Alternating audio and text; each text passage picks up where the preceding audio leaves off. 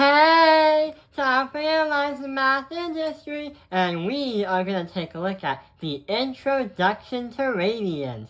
So in the past, we've been playing around with degrees. We've been learning about how degrees are a measurement of how wide an angle is. We've also learned about, in terms of degrees, how far you've rotated around some kind of circle. Well, we're going to introduce what radians are, because they're an alternative measurement that replaces degrees. And radians are also used to better precisely understand where or how wide is the angle.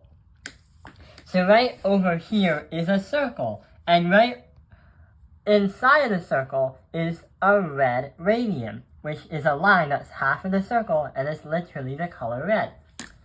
So beforehand, there used to be degrees where mathematicians would understand the rotations and the angles of how wide they are, but sometimes you need to find what the degrees are. So they needed to find another unit of measurement to kind of replace it, but also help you find what the degrees are. What they did is they grabbed the measurement of the radius and they compared it to the outer edge of the circle, also known as the circumference. The crazy part is when they did that, they found a relation. They would have 1, 2, 3, 4, 5, and here's 6 right here. Here's 6, but it would be a little bit more. They would have 6 radians around, but the crazy thing is you have a little bit left over. And there is a relation that when you compare the radius and you try to lap it around the circumference, you will get around 6.28 of those radiuses around the circumference of the circle. So that is how the radians are first thought of. That's how the ideas of radians were born. To understand 6.28 radians around the circle, here's what's going to happen. We can say that 2 pi is the same thing as 6.28, because 2 times 3.14 is equal to this. And 2 pi also means that it's equal to 360, because we went around the circle 1 time. Half of it is going to equal 180 degrees, which represents the diameter, or half of the circle. And to understand, we can say that 1 radian is going to equal around 57.2 degrees. There's going to be more decimals because it's an irrational number, but those are the basic formulas that will help you convert from radians to degrees.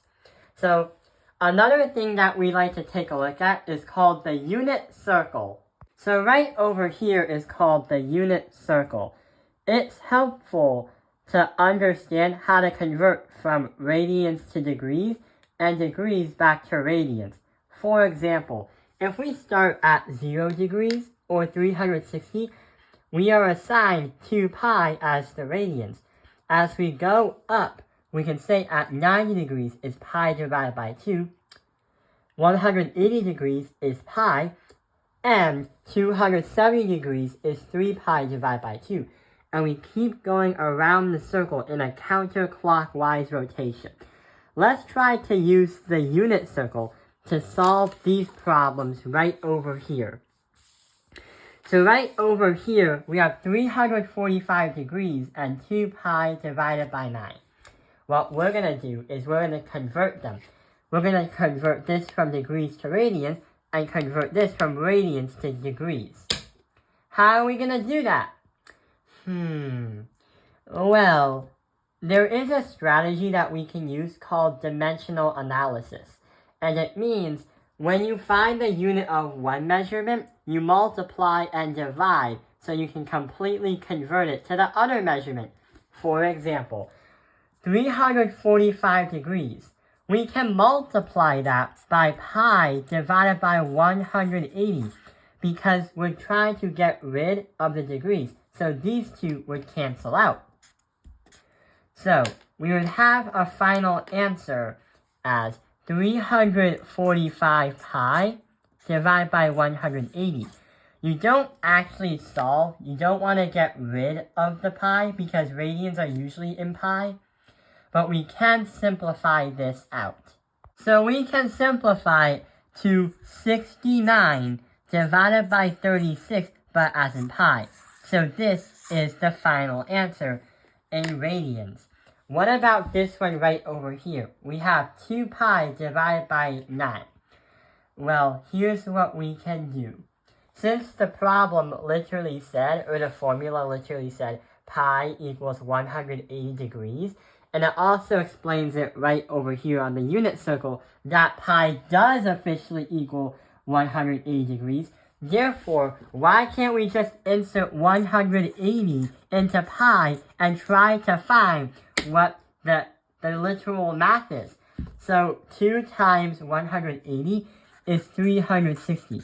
360 divided by 9, you'll need a calculator. And your final answer is 40 degrees.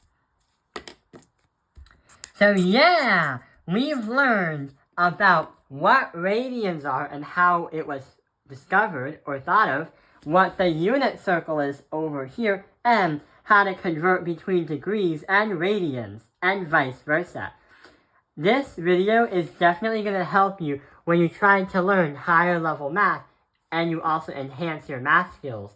I hope this video has helped you understand the introduction to radians. Thank you for watching Topping Airlines Math Industry. Like and subscribe.